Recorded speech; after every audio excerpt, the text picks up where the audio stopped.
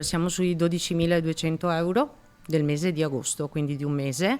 E calcoliamo che teniamo chiuso un giorno alla settimana, quindi è stato pesante. L'anno scorso a memoria eravamo sui 3.008 più o meno del mese di agosto, quindi in pieno regime. E oggi, fatalità, ci è arrivata anche quella di settembre, lì abbiamo fatto 15 giorni di pausa, di ferie, e lì siamo a 4.800 euro. Non sono semplici numeri quelli di Sonia, ristoratrice a Volpago del Montello, 32 anni da 7, accanto al compagno gestisce questo locale pesce e pizza, le specialità. I margini ora sono sempre più risicati, anche perché il caro bolletta, preceduto dal rialzo delle materie prime, sta già innescando un micidiale effetto domino. Automaticamente vediamo meno clientela anche a pranzo, per il fatto che molti dei nostri clienti, molte aziende hanno iniziato con la cassa integrazione e quindi diventa veramente difficile andare avanti, insomma, siamo parecchio preoccupati, ecco. Parliamo di 110 coperti contro i 40-60, quindi pesano.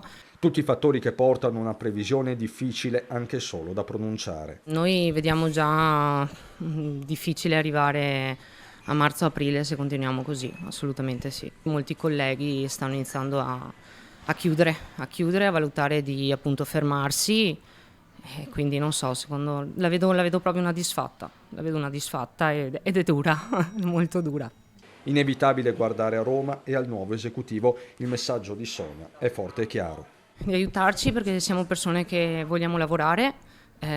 Abbiamo tenuto duro questi 2 anni di Covid che sono stati duri per tutti e insomma noi ce la mettiamo tutto a livello fisico, però ci devono essere e darci una mano o almeno verificare insomma che le cose non vadano oltre un limite non più sostenibile. Ecco.